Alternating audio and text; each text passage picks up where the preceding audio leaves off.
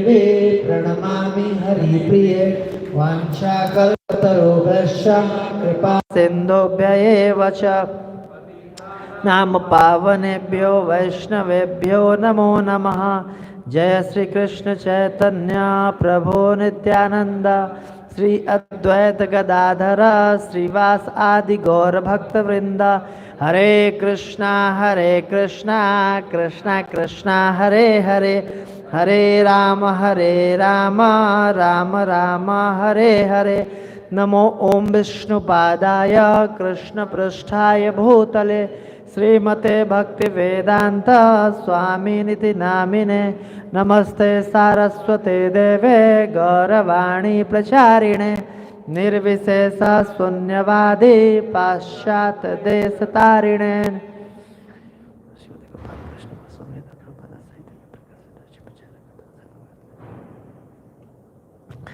मुकम करोति वाचालम पंगुलंघयत गिरिम यत् कृपात मोहम्मद श्री गुरुंदिन तारिणे परमानंद माधवम श्री चैतन्यश्वरम।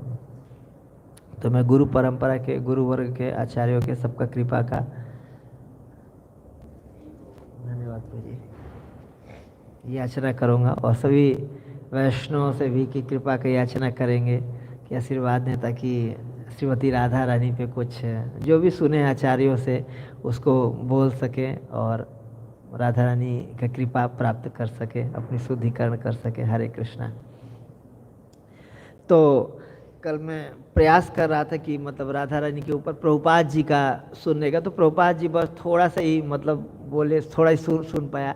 तो प्रभुपाद जी बोल रहे थे कि Radha Rani is equal powerful than Krishna, कि जो राधा रानी है भगवान के आह्लादनी शक्ति हैं और कृष्ण के बराबर ही पावरफुल हैं। फिर प्रभुपाद जी बोले कि Radha Rani is even more powerful than Krishna, कि राधा रानी कृष्ण से भी ज़्यादा पावरफुल हैं, लेकिन राधा रानी कभी अपनी शक्ति का प्रदर्शन नहीं करती। फिर प्रभुपाद जी बता रहे थे कि कोई भी भक्त अपनी शक्ति का प्रदर्शन नहीं करना चाहता, कभी भी उसके जीवन में कुछ दिक्कत आता है तो उसको लगता है कि कृष्ण करें। तो पूर्ण रूप से राधा रानी कृष्ण पे आश्रित रहती हैं कि अगर कहीं कुछ दिक्कत आया, कुछ शक्ति प्रदर्शन करना भी है तो कृष्ण शक्ति प्रदर्शन करें, कृष्ण की ग्लोरी बढ़े, मतलब मेरी ग्लोरी नहीं बढ़े, कृष्ण की ग्लोरी बढ़े और कृष्ण रक्षा प्रदान करें। और कृष्ण को भी प्रभुपाद जी बता रहे थे कि भक्तों को रक्षा करने में कृष्ण को भी आनंद आता है। तो ये प्रभुपाद जी का प्रवचन था राधा रानी के ऊपर। इसके बाद फिर इस पे हम ये शिव जी क्या कह रहे हैं पार्वती जी से, शिव जी के ऊपर मतलब राधा रानी के ऊपर शिव जी के मुख से चर्चा करने का प्रयास करेंगे।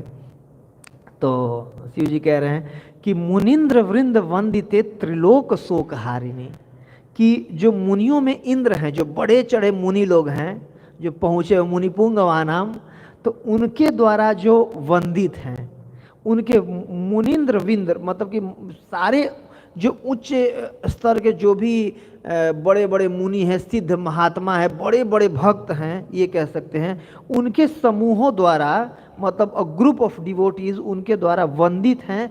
और त्रिलोक शोक हारिणी, तीनों लोगों के शोकों को, जो भी कष्ट हैं, समस्याएं हैं, दिक्कतें हैं, परेशानियां, उनको हरने वाली हैं श्रीमती राधा रानी। प्रसन्न वस्त्र पंकज निकुंज भूविलासिनी, और हमेशा प्रसन्न रहती हैं। देखिए कोई व्यक्ति जो बहुत प्रसन्न है वही दूसरों को प्रसन्न रह सकता है। ये राम शब्द का एक्सप्लेनेशन करते हुए भागवतम में, वो अभी मैं भक्ति वैभव पढ़ रहा था, उसमें आया है 3rd कैंटो में, कि जो प्रसन्न है वही दूसरों को प्रसन्न कर सकता है। प्रभुपाद जी लिख रहे हैं कि जो राम हैं, कृष्ण मतलब रमयति इति राम, कृष्ण हमेशा प्रसन्न रहते हैं, लेकिन इसीलिए कृष्ण दूसरों को प्रसन्न कर सकते हैं। और बद्ध जीव के जीवन में खुद ही अपना कष्ट रहता है तो हम दूसरों को पूर्ण रूप से प्रसन्न नहीं कर सकते, चाहे कोई भी व्यक्ति हो, पूर्ण प्रसन्न किसी को नहीं कर सकता है, लेकिन कृष्ण कर सकते हैं। यहाँ पर वही राधा रानी दूसरों को बहुत प्रसन्न कर सकती हैं, पूर्ण रूप से प्रसन्न राधा रानी कर सकती हैं, क्योंकि खुद और निकुंज भू विलासिनी, और निकुंज लीलाओं में विलास करती हैं, भगवान के साथ लीला करती हैं। ब्रजेंद्र भानु नंदिनी ब्रजेंद्र सुनु संगते, और जो ब्रजेंद्र भानु, जैसे जो चंद्र भानु थे, चंद्रावली के पिताजी थे चंद्र भानु, है ना, और राधा रानी के पिताजी कौन थे? वृषभानु, हाँ, तो जो वृषभानु वो भी ब्रज के इंद्र हैं। वृषभानु जी के पास 12 लाख गाय थी, नंद जी के पास 9 लाख गाय थी। तो राधा रानी एक तरह से कह सकते हैं कि अमीर थी, कृष्ण थे।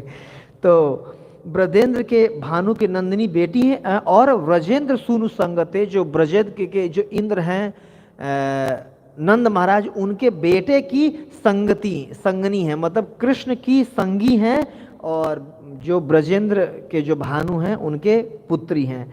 कदा करी से सिंह माम कृपा कटाक्ष भाजनम। तो शिव जी कह रहे हैं कि हे राधा रानी, ऐसी जो ये उनके गुण बताते हुए कि कब राधा रानी अपने कृपा का कटाक्ष हम पर डालेंगी, थोड़ा सा भी कृपा कर दें तो हमारा वो हो जाए। मतलब शिव जी हमारी तरफ से भी प्रार्थना कर रहे हैं, हमारा भी यही प्रार्थना है राधा रानी के, श्रीमती राधा रानी के चरणों में, कि थोड़ा सा अपना कृपा कटाक्ष दें।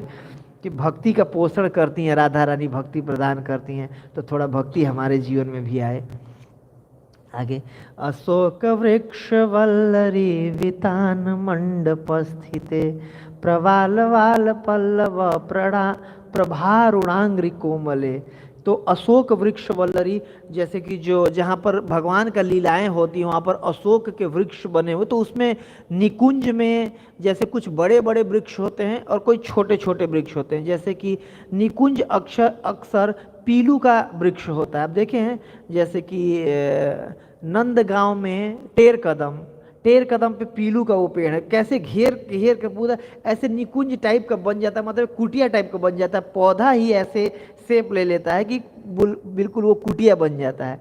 तो वैसे, और कुछ बड़े बड़े कदम और अशोक के बड़े बड़े वृक्ष होते हैं निकुंज में, और वो छोटे छोटे होते हैं जो कि कुछ घर बना देते हैं। तो उसमें वो राधा रानी रहती हैं, मतलब बिल्कुल मंडप के जैसे कह रहे हैं। और प्रवाल वाला पल्लव प्रभा अरुणांग्रि कोमल, और जो राधा रानी के चरण कमल हैं बिल्कुल अरुण जैसे सूर्य का जब किरण निकलता है तो बिल्कुल जो रेडिश हो जाता है लालिमा आकाश में, वैसे राधा रानी के जो चरण कमल हैं वो रेड कलर के हैं और बिल्कुल कोमल है। कैसे, एक कमल के प्रवाल वाला पल्लव होता पंखुड़ी, कोमल के पंखुड़ी के समान कोमल हैं, और सूर्य के प्रकाश निकलने वाले जो सुबह सुबह जो लालिमा होती है वैसे रेड कलर लाल कलर के राधा रानी के चरण कमल हैं। और बर अभय सुरत करे प्रभूत संपदालय, और बर अभय, और राधा रानी के जो हस्त कमल में हमें अभय मिल सकता है। बर अभय, जैसे कृष्ण का अभय चरणारविंद बोलते हैं, भगवान के चरण कमलों में अभय होता है, वैसे राधा रानी के भी चरण कमल या हस्त कमल हमें अभय प्रदान कर सकते हैं, जन्म मृत्यु के चक्र से निकाल सकते हैं। और प्रभूत संपदालय, और जितने तरीके से संपत्ति होते हैं, अष्ट सिद्धि नौ निधि और जो भी संपत्ति, सबके आलय हैं। मतलब राधा रानी सारी संपदाओं के, सारे ऐश्वर्य के आलय हैं, घर हैं। मतलब राधा रानी में सब कुछ प्रदान कर सकती हैं। बहुत सुंदर शिव जी भजन लिख रहे हैं। और अनंग रंग मंगल प्रसंग भंगुर भ्रुआ, सविभ्रम समम भ्रमम दृगांत बाण पातन। इसमें लिख रहे हैं राधा रानी के ऊपर कि बिल्कुल कृष्ण को निरंतर वशीकृत प्रतीत नंद नंदने, कि निरंतर हमेशा 24 घंटे कृष्ण को अपने वश में करके रखती हैं राधा रानी। निरंतर वशीकृत प्रतीत नंद नंदने, मतलब राधा रानी के सामने जाने के बाद कृष्ण का अपना कोई वो बिल्कुल नहीं चलता है, बुद्धि बिल्कुल वो उसके बस में हो जाते हैं राधा रानी के। कैसे, ये शिव जी बता रहे हैं कि सभी ब्रह्म सब दृगांत बाण पातने, कि जो ये प्रसंग भंगुर भ्रुआ, ये जो भ्रू है ये आईब्रो को मान लीजिए एक धनुष, जैसे धनुष ऐसे शेप में होता है ना, तो इस धनुष से, और क्या कह रहे हैं कि दृगांत, दृग मतलब होता है आंख, अंत मतलब होता है कोने से बाण पात नहीं। जैसे कोई धनुष से कोई बाण मारता हो, बिल्कुल किसी को घायल कर देता हो, तो वैसे श्रीमती राधा रानी अपने मतलब इस भौहें रूपी धनुष से और नेत्र के कोने से कृपा मतलब कटाक्ष रूपी जो दृष्टि डाल रही हैं, उससे कृष्ण क्या हो जाते हैं, बिल्कुल राधा रानी के बस में हो जाते हैं। निरंतर प्रतीति क्या है, निरंतर वशीकृत प्रतीत नंद नंदने। हम देखते पढ़ते भी हैं जैसे कि जब भगवान रासलीला के बीच से गायब हो जाते हैं, अचानक से चले जाते हैं, तो चतुर्भुज रूप के रूप में भगवान आ जाते हैं, प्रकट होते हैं, है कि नहीं। और सारी गोपियां जाती हैं, उनसे प्रार्थना करती हैं कि आप नारायण, हे नारायण प्रणाम है आपको, दंडवत प्रणाम करती हैं। आपने कृष्ण को देखा है, कृष्ण कहाँ गए हैं? ठीक है, भगवान नारायण के रूप में रहते हैं। लेकिन जब राधा रानी वहाँ पर खोजते हुए आ जाती हैं तो फिर कृष्ण नारायण के रूप में नहीं रह पाते हैं, कृष्ण अपने मूल द्वितीय रूप में रह जाते हैं। मतलब राधा रानी के नज़रों के सामने कृष्ण का कोई वो बस नहीं चलता एक तरह से। वहाँ भी यही स्टोरी है, यहाँ शिव जी यही लिख रहे हैं कि निरंतर वशीकृत प्रतीत नंद नंदने कदा करिष्य सिंह माम कृपा कटाक्ष भाजनम। हे श्रीमती राधा रानी, कब अपने उसी कृपा के कटाक्ष का कब हम पे वो डालेंगी ताकि हमारा जीवन भी धन्य हो जाए, हम भी भक्ति प्रदान करें। एक मेरे मन में चीज़ आ रहा है कि जैसे जो भक्ति सिद्धांत सरस्वती ठाकुर जी महाराज जो है वो भी नयन मणि मंजरी, जैसे कि राधा रानी के कृपा कटाक्ष के एक तरह से जो वो हैं कटाक्ष जो जिसे कृष्ण को देखती हैं उसके मतलब एक स्वरूप हैं उनके वो हैं। तो और भक्ति सिद्धांत ठाकुर जी महाराज की जो कृपा है, राधा रानी की कृपा भक्ति सिद्धांत ठाकुर जी महाराज, उनकी कृपा प्रभुपाद जी हमारे जीवन में आए हैं राधा रानी की कृपा के रूप में, कह सकते हैं ऐसा। और इसमें तड़ित सुवर्ण चंपक प्रदीप्त गौर विग्रहे मुख प्रभा परास्त कोटि शारदेन्दु मंडले। तड़ित सुवर्ण चंपक, जैसे चंपक का फूल देखें ना, चंपाहाटी में परिक्रमा में आता है, वाइट वाइट होता है और बीच में पीला पीला होता है, और जागवा की चारों, आपके मंदिर में भी है चंपक का खूब इधर फूल है चंपा, तो वैसे बिल्कुल वाइट कलर का कांति उनसे निकल रहा है। और तड़ित सुवर्ण, और जो बिजली चमकती है बिल्कुल बरसात के दिनों में, तो जो बिजली में जो प्रकाश निकलता है वैसे श्रीमती राधा रानी का प्रदीप्त गौर विग्रह है। गौर बिल्कुल वाइट कलर का विग्रह है श्रीमती राधा रानी का। और मुख प्रभा परास्त कोटि शारदेन्दु मंडले, बहुत सुंदर लाइन है कि जो श्रीमती राधा रानी के जो मुख का प्रभा है, कांति है, वो परास्त कर रहा है, हरा रहा है या ज्यादा है किससे? मुख प्रभा परास्त कोटि शरद इंदु मंडले। शरद काल में, शरद कालीन में जैसे जाता है ना, जैसे कार्तिक महीने में शरद काल में जो इंदु मतलब होता है चंद्रमा, जो शरद काल में चंद्रमा का विशेष प्रकाश हो जाता है, तो करोड़ों, वैसे एक दो नहीं करोड़ों चंद्रमाओं का जो प्रकाश हो जाए, वो भी शरद काल के पूर्णिमा के जो करोड़ों चंद्रमाओं का प्रकाश हो जाए, उस प्रकाश को भी मात देती हैं श्रीमती राधा रानी के मुख कांति का प्रभा या प्रकाश। जय श्रीमती राधा रानी की जय, राधा मदन गोपाल जी की जय, गौर निताय भगवान की जय। राधा रानी प्रकट हो गई दर्शन देने के लिए। तो इस प्रकार शिव जी बता रहे हैं कि कितना ज़्यादा राधा रानी सुंदर है कि करोड़ों चंद्रमाओं के प्रकाश से भी ज़्यादा, यहाँ पर सूर्य नहीं लिखा है, चंद्रमा, क्योंकि चंद्रमा का प्रकाश हमें शीतलता प्रदान करता है, सुकून देता है। जैसे दिन भर जो जलते रहते हैं तो रात में सुकून मिलता है, वैसे जो राधा रानी का जो दृष्टिपात है जीवन में बहुत सुकून प्रदान करता है। और विचित्र चित्र चकोर सावलोचन है, और यहाँ पर ये बताए गए हैं कि जैसे चकवा चकोर पक्षी होती है ना, चकोर पक्षी बिल्कुल एक टक चंद्रमा को देखती रहती है बिल्कुल, मतलब कि, और तो वैसे ही राधा रानी एक टक कृष्ण को देखती है। चकोर सावलोचने, जो लोचन है राधा रानी के, जैसे बेचैन एक चकवा चकोर सुने पक्षी ना, तो जो चकवा और चकोर पक्षी दिन भर साथ में रहते हैं और रात को समुद्र भगवान ने ऐसा बनाया है कि दोनों अलग हो जाते हैं, और चकवा पक्षी और चकोर पक्षी दोनों एक दूसरे से अलग होकर के चंद्रमा को रात भर देखते रहते हैं एक टक। वैसे श्रीमती राधा रानी, जैसे चकोर का नेत्र होता है चंद्रमा पर टिका रहता है, वैसे राधा रानी का जो नेत्र है कृष्ण पर टिका हुआ है चकोर पक्षी की भांति, यहाँ शिव जी कह रहे हैं। और वो राधा रानी कदा करी से सिंह माम कृपा कटाक्ष भाजनम। मदोत्मदाति यौवने प्रमोद मन मंडिपे प्रियानुराग रंजिते कला विलास पंडिते अनन्य धन्य कुंज राज्य काम के लिखो विदे कदा करिष्य सिंह माम कृपा कटाक्ष भाजनम। तो इसमें बोल रहे हैं, मैं जल्दी जल्दी कर रहा हूँ, मदोत्मदात यौवने प्रमोद मान मंडित है कि बिल्कुल यौवन अवस्था में जैसे कृष्ण नित्य यौवन रहते हैं, वैसे राधा रानी भी बूढ़ी नहीं होती हैं, नित्य यौवन रहती हैं। हम उसमें पढ़ते हैं कृष्णा बुक में कि जैसे जब श्री कृष्ण लगभग 100 साल से ज़्यादा उम्र के हो चुके थे, तो जो कृष्ण की रानियां थीं, जैसे कृष्ण बिल्कुल यौवन थे, नौ यौवनम च, बिल्कुल पुराण पुरुष हैं लेकिन नौ यौवन, कृष्ण बूढ़े नहीं होते हैं। तो कृष्ण की जो पत्नियां थीं वो भी बूढ़ी नहीं होती हैं। कृष्ण के जो पुत्र थे उनके बड़े बड़े मोछ वगैरह उग आए थे, वो उनके बाल धीरे धीरे पकने लगे थे, कृष्ण के बाल बिल्कुल हरे भरे थे, मतलब काले थे।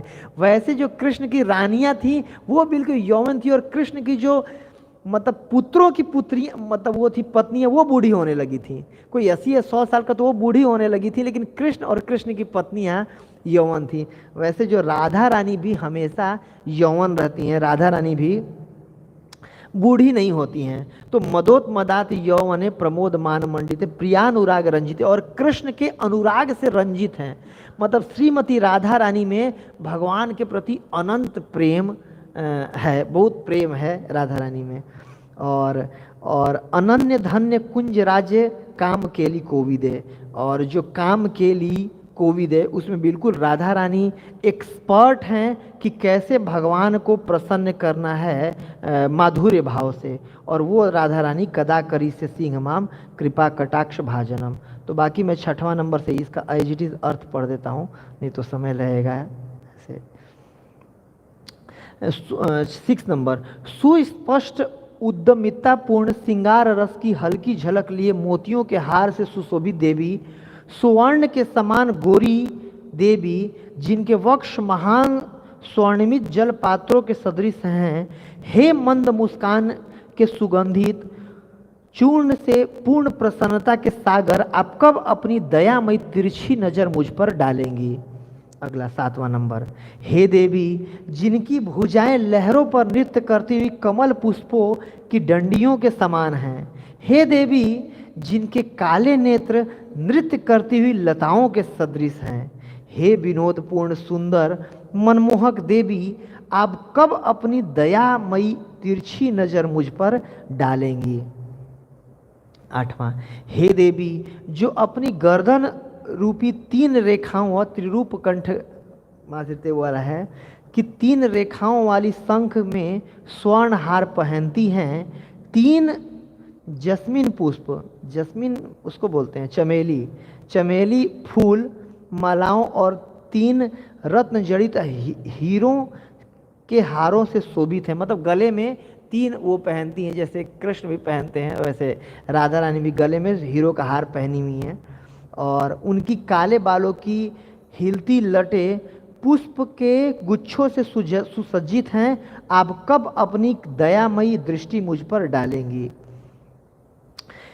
हे राधा रानी, जो अपने वक्राकार कुल्हों पर पुष्पों की कमरबंद पहनती हैं और जो रत्न मणियों के घुंघरुओं की ध्वनि करता हुआ कमरबंद पहनकर आकर्षित लगने वाली हे देवी, जिनकी सुंदर जांघें हाथियों के सुंड को भी मात देती हैं, आप कब अपनी कृपा दृष्टि मुझ पर डालेंगी।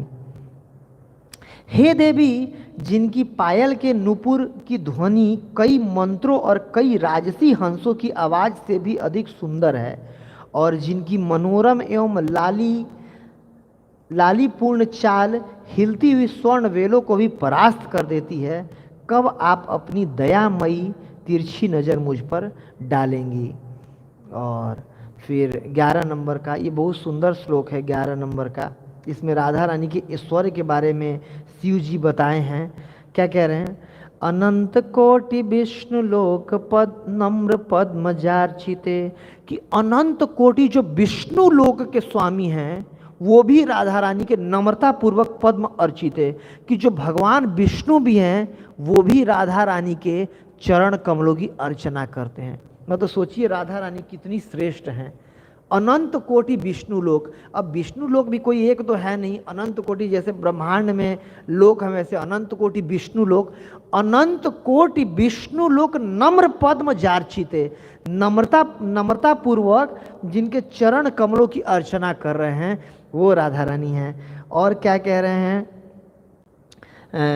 शिव जी कि हिमाद्रिजा पुलोमजा विरंचिजा बर प्रदे। हिमाद्रिजा मतलब जो शिव जी की पत्नी है पार्वती जी, पुलोमजा लक्ष्मी जी, और बिरंचिजा जो बिरंची मतलब ब्रह्मा और विष्णु और महेश तीनों के जो पत्नियां हैं बिरंचिजा, उन वो तीनों की पत्नियों को बर प्रदे आशीर्वाद दे रही हैं।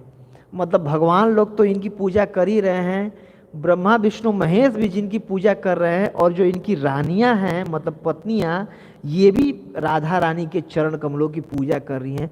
सोचिए राधा रानी कितनी श्रेष्ठ हैं।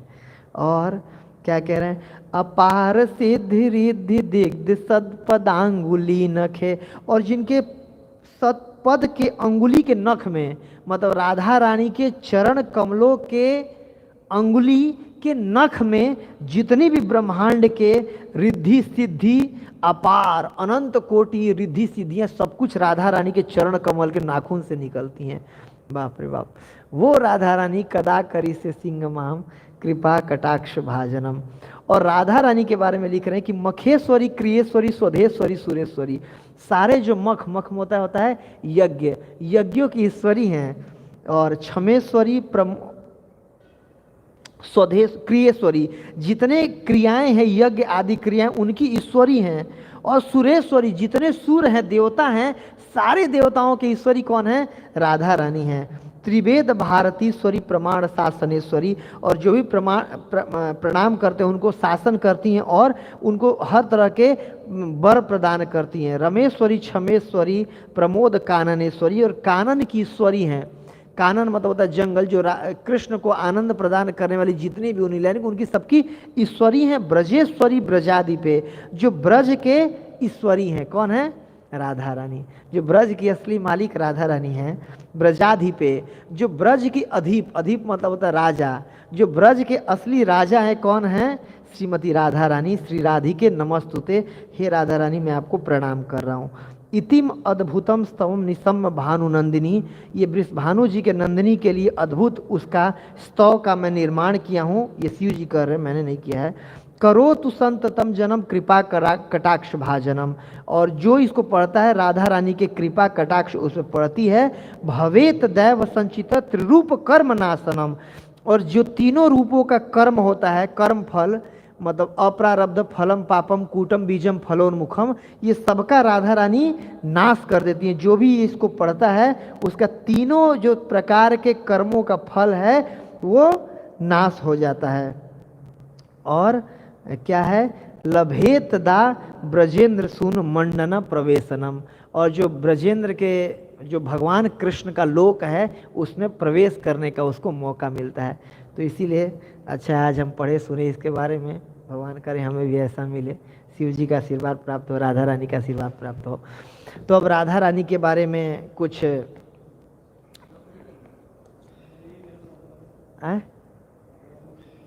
ठीक है, तो 5 मिनट और 10 मिनट और बचा है, राधा रानी के ऊपर ही चर्चा कर लेते हैं।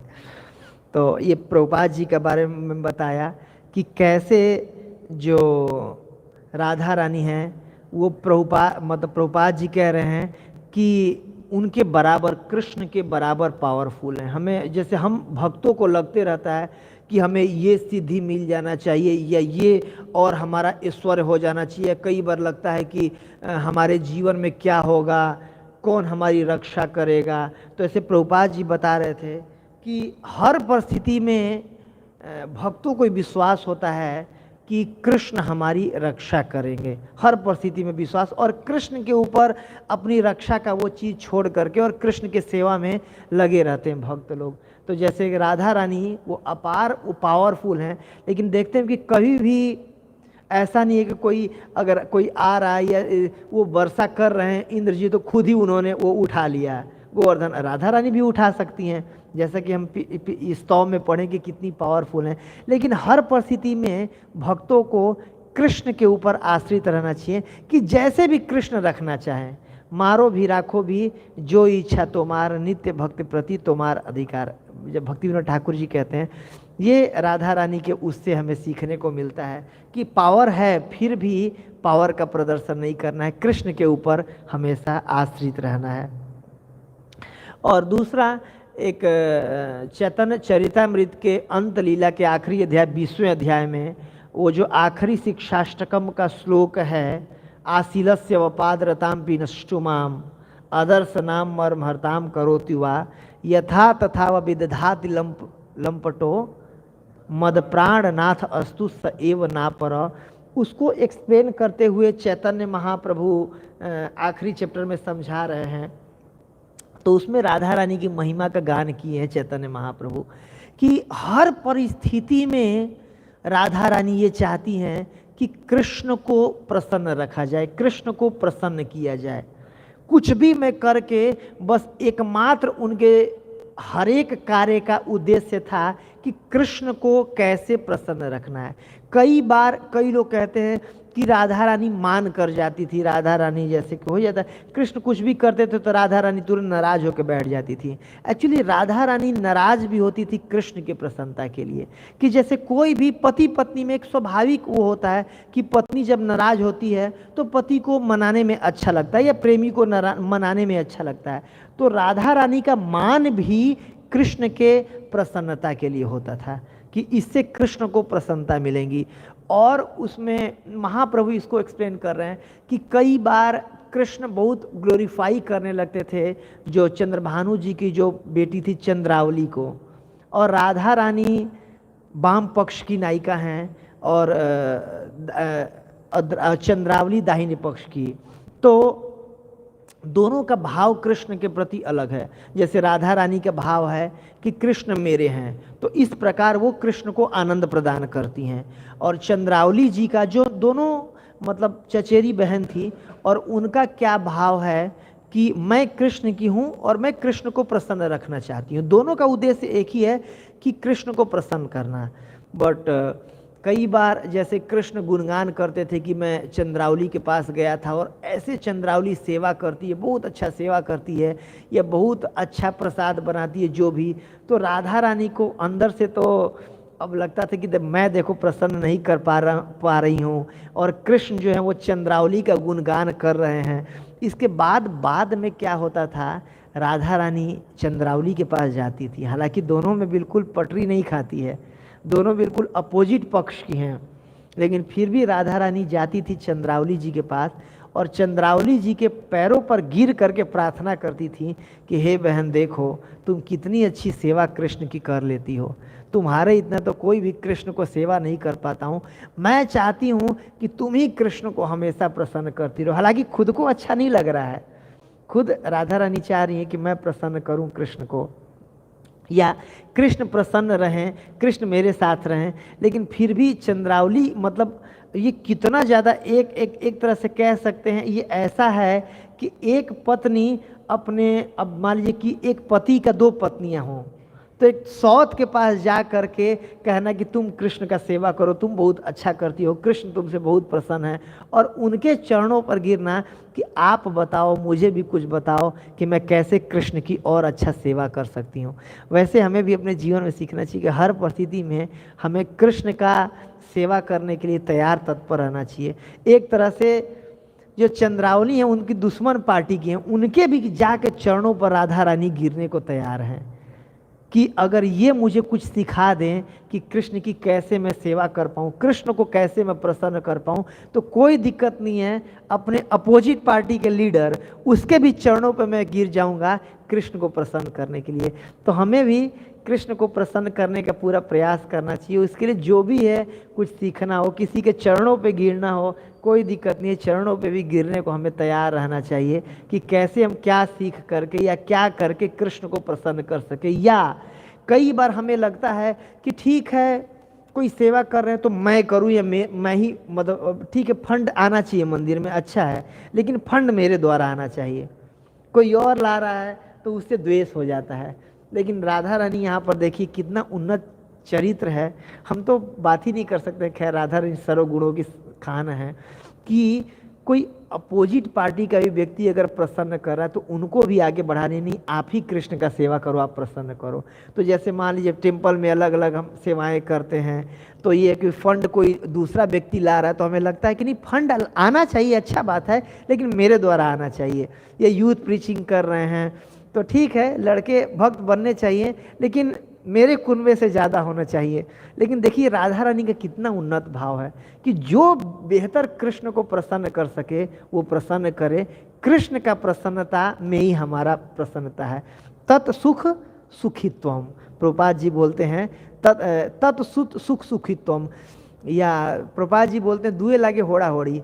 राधा रानी हर परिस्थिति में कृष्ण को प्रसन्न करना चाहती हैं और कृष्ण हर परिस्थिति में राधा रानी को प्रसन्न करना चाहते हैं या भक्तों को प्रसन्न करना चाहते हैं।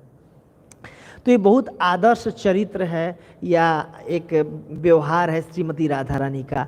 और एक मैं प्रवचन सुन रहा था प्रभुपाद जी का, ये दूसरे प्रवचन में था कि राधा रानी हर एक भक्त को आगे करती रहती हैं कृष्ण की सेवा के लिए। और राधा रानी कई बार कृष्ण के पास अलग अलग भक्तों का गुहार लेकर के जाती हैं कि हे कृष्ण, ये जो भक्त है ये मेरे से भी बड़ा भक्त है। कोई भी व्यक्ति छोटा से छोटा भी कृष्ण का सेवा करता है ना, तो प्रभुपाद जी बहुत उस लेक्चर में प्रवचन सुनिए बहुत इमोशनल होकर बोल रहे थे कि कोई व्यक्ति छोटा से भी छोटा सेवा कृष्ण का कर देता है तो राधा रानी उसका गुहार कृष्ण के पास लगाती हैं कि कृष्ण देखो ये मेरे से भी अच्छा भक्त है, इसने आपकी ये सेवा किया है। फिर प्रभुपाद जी बोल रहे हैं ये भक्ति का पहचान है। कोई उन्नत भक्त है वो हर व्यक्ति को भक्त के रूप में देखेगा और दूसरे के द्वारा किया गया सेवा को भी ग्लोरीफाई करता है। ये राधा रानी का भाव है।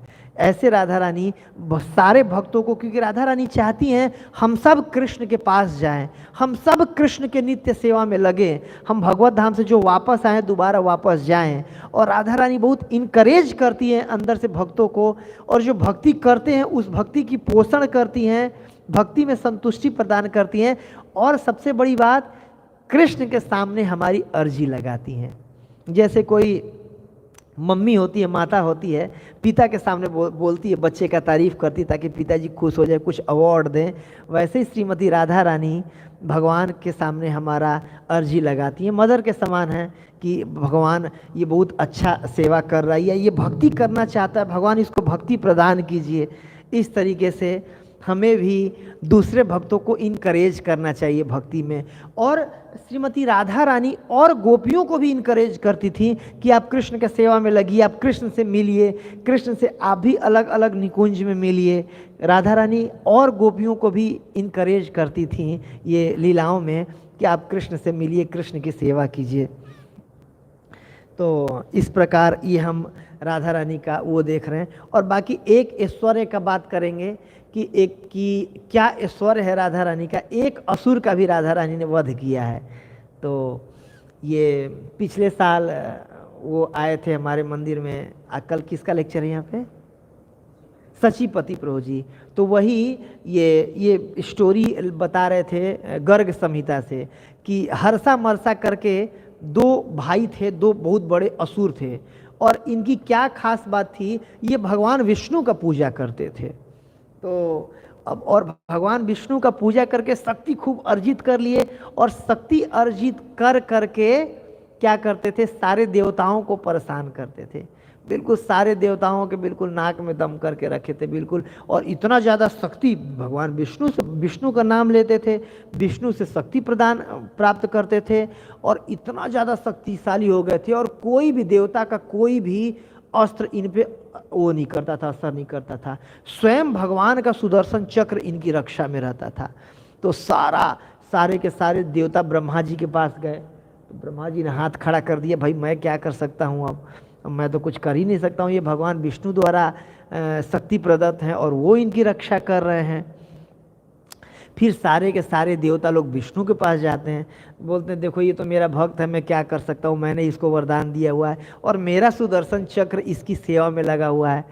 तो इसके बाद फिर अब सारे देवता लोग कृष्ण के पास, ब्रह्मा जी सबको कृष्ण के पास लेके जाते हैं। भगवान विष्णु, ब्रह्मा जी उनके पीछे सारे देवता, भगवान विष्णु उनको गोलोक लेकर के जाते हैं सारे देवताओं को। वहाँ पर प्रार्थना होती है कि हे भगवान रक्षा कीजिए, रक्षा कीजिए। हर्षा मरसा बिल्कुल परेशान करके रख दी हुए बिल्कुल। तो भगवान कृष्ण कहते हैं देखिए जो विष्णु को पूजा करता है वो वैष्णव कहलाता है। और मेरा ऐसा वचन है, मेरा ऐसा प्रण है कि कोई भी वैष्णव को मैं मारता नहीं हूँ या वैष्णव को मैं वो नहीं करता हूँ। एक लेक्चर में हम लोग साउथ इंडिया गए थे, भक्ति आश्रय वैष्णव महाराज जी कथा सुना रहे थे, उसमें बोल रहे थे कि भगवान राम का एक प्रण है। क्या प्रण है? कि जो भी मेरे को प्रणाम करके और कहे कि हे भगवान मैं आपका हूँ, तो भगवान राम प्रण कर रहे हैं कि ये मेरा प्रण है कि मैं उसकी रक्षा करूँगा। कौन सा श्लोक है वो? तव अस्मि च याचन, कि जो भी याचक आ करके बोले कि हे भगवान मैं आपका हूँ, तो भगवान पक्का उसको वर प्रदान करते, रक्षा करते हैं। तो भगवान कृष्ण बोले कि देखिए भगवान विष्णु का भक्त है, वैष्णव है वो लोग। वैष्णव का क्या परिभाषा है? विष्णु यस्य ही देवता, जो भगवान विष्णु को अपने आराध्य के रूप में माने। और ये दोनों भगवान विष्णु को आराध्य के रूप में मान रहे हैं, लेकिन परेशान भी कर रहे हैं, तो मैं भी कुछ नहीं कर सकता इनका, मैं भी नहीं मारूंगा। इसके बाद फिर सारा देवता, उनके आगे ब्रह्मा जी, उनके आगे भगवान विष्णु, उनके आगे भगवान कृष्ण, सब मिल करके राधा रानी के पास जाते हैं और राधा रानी से फिर प्रार्थना करते हैं ऐसा ऐसा हो रहा है। तो राधा रानी अपनी सुदर्शन से उनका हर्षा वर्षा का गर्दन काट देती हैं। अब ये कौन सुदर्शन राधा रानी के पास आ गया ये मत पूछिएगा, ये गर्ग संहिता में वर्णन है, लेकिन वो अपनी शक्ति से सुदर्शन से तुरंत उन दोनों असुरों का गर्दन काट देती हैं और सारे देवताओं को इस प्रकार से रक्षा होता है। तो देखिए राधा रानी भी बहुत शक्ति संपन्न हैं, भगवान की आह्लादनी शक्ति हैं, और उनका एकमात्र लक्ष्य है कि कैसे भगवान को सेवा किया जाए, भगवान को कैसे प्रसन्न किया जाए। इस प्रकार अनेक लीलाएं हैं, अनेक भगवान की लीलाएं हैं। और एक जो सबसे अच्छा मुझे लगता है, ये कह करके मैं बंद करूंगा, बस 2 मिनट और बचा है, कि कृष्ण कथा का गुणगान श्रीमती राधा रानी करती हैं। कि जो हम लोग कथा भगवान का सुनते हैं, ये हमारा भक्ति के लिए साधन भी है और ये साध्य भी है हमारा। और ऐसा नहीं है मतलब इसको भगवान की कथा सुन करके हम शुद्ध होंगे, भगवान की कथा सुन करके हम भगवत धाम जाएंगे भक्ति करके, और भगवान के धाम जाने के बाद भी भगवान की कथाओं का ही मतलब हमारा साध्य होगा कि उसी को हम वो करेंगे। और जैसा कि हम देखते हैं श्रीमद् भागवतम के 10वें स्कंद के 31वें अध्याय में, जो कि गोपी गीत के नाम से जाना जाता है, 19 श्लोक हैं। तो गोपी गीत में कहते हैं कि जो ये 9वां नंबर का श्लोक है, तव कथामृतम तप्त जीवनम कवि विरीडितम कल्मसापहम श्रवण मंगलम श्रीमदाततम भुवि गृणन्ति ते भूरिदा जना, कि इसमें सारी गोपियां मिल करके अलग अलग गोपी ने अलग अलग श्लोक गाए हैं। तो ये श्लोक राधा रानी गाई हैं। ऐसा मैं एक प्रवचन सुन रहा था श्री राधा गोविंद महाराज जी का, तो वो एक कौन सा दिदार्थ टीपिका, एक भागवतम का टीका है, उससे बता रहे थे कि ये श्लोक राधा रानी ने गाया है। तो उसमें देखिए इस महाभाव के स्तर पे भी, महारास के बीच में भी जो श्रीमती राधा रानी हैं भगवान के कथा का गुणगान कर रही हैं कि तव कथा अमृतम, कि जो आपकी कथा है हे कृष्ण वो अमृत के समान है।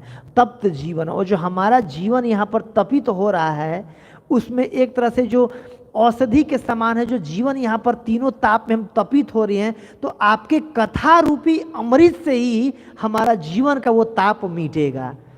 तो देखिए कृष्ण कथा का गुणगान श्रीमती राधा रानी कर रही हैं कि जो अब मतलब एक ये भी उसका ये है कि अब तक हम लोग आपके वियोग में मर चुकी होती, लेकिन जो आपकी कथा रूपी अमृत है वो हमें मरने नहीं दे रहा, वो जीवन प्रदान कर रहा है।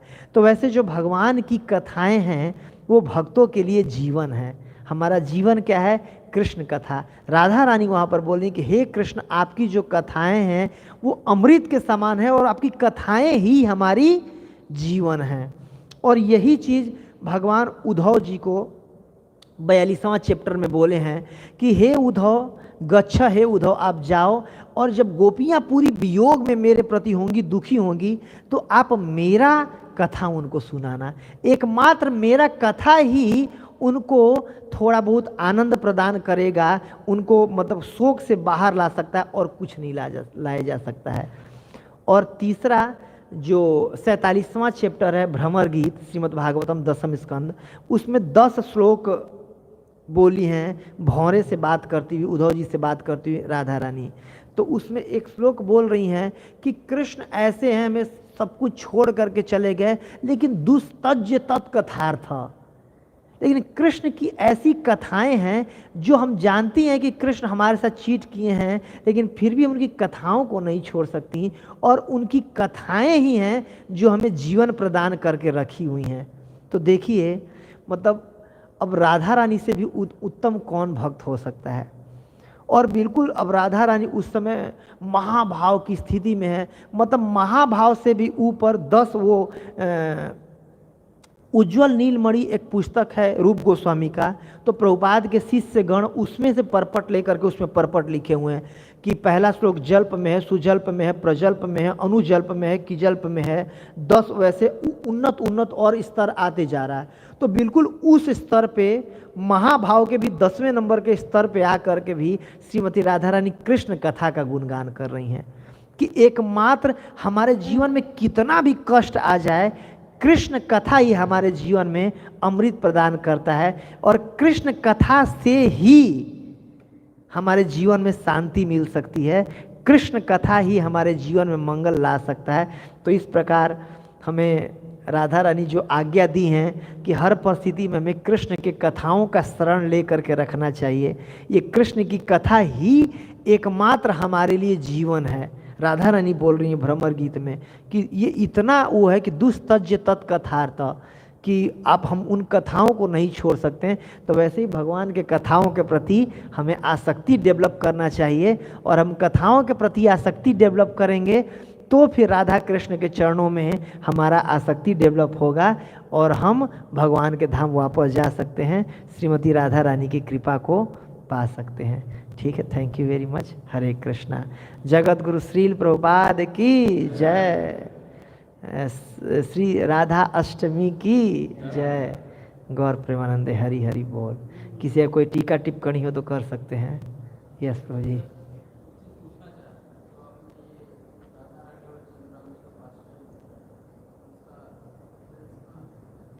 प्रभु जी, राधा रानी और चंद्रावली का जो पास टाइम है वो मैं सुना हूँ।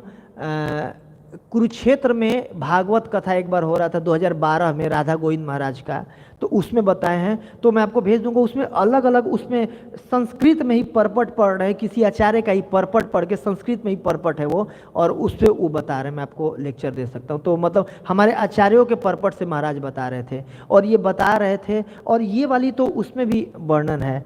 मतलब एक बार ये परम प्रभु जी ने मुझे सुनाया था और वो महाराज ने सुनाया है। मैं लेक्चर आपको दे सकता हूँ जी। हरि बोल। राधा इसमें जो अंत लीला है सीसी के आखिरी चैप्टर में उसमें आता है ना, ये शिक्षाष्टम का व्याख्या में है प्रभु जी। ओके, हाँ, तो वो महाराज बता रहे थे कि वो चंद्रावली थी जिनके पास जा करके। मैं आपको वो लेक्चर भेज दूंगा, और महाराज रेफरेंस भी दिए। हमारे आचार्यों की टीका से ही एक एक श्लोक का व्याख्या करते हुए महाराज ले रहे थे। ठीक है, thank you very much. Jagat Guru Shri Prabhupada की जय।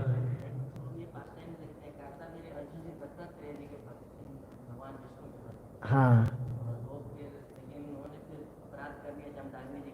हाँ हाँ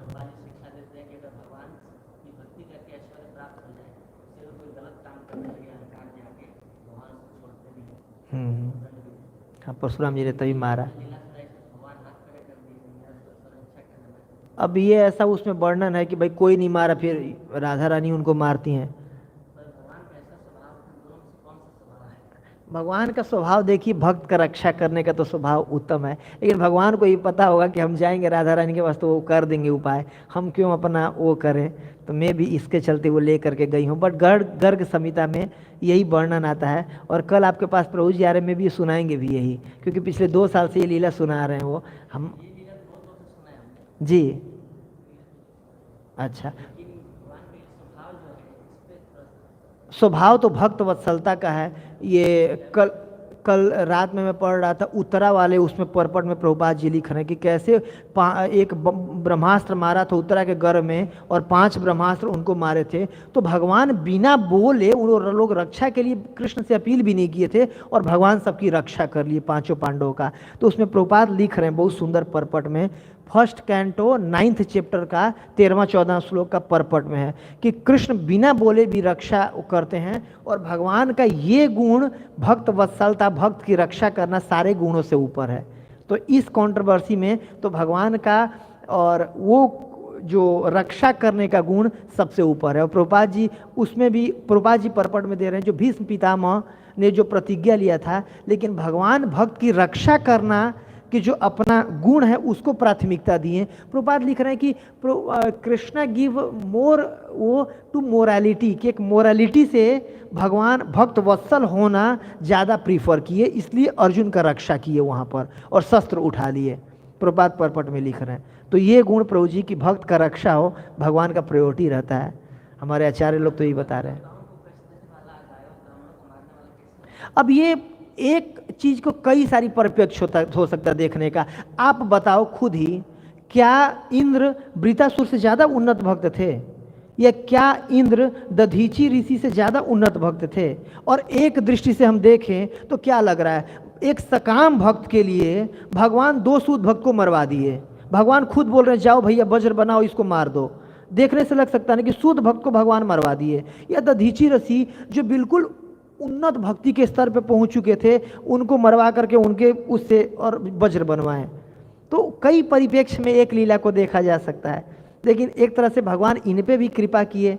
और जैसे वृतासुर बोल नहीं रहे हैं कि अपनी प्रार्थनाओं में लास्ट में कि हे इंद्र आपको क्या लग रहा है कि हमारे संकर्षण देव का आप पे कृपा हुआ है? नहीं, आपको इसी भौतिक जगत में लटका के रखेंगे और मुझे तो निकाल देंगे, मुझे अपने चरण कमल दे दिए हैं तो फायदा मेरा है, इसलिए जल्दी आके मारो, मेरा गर्दन काटो।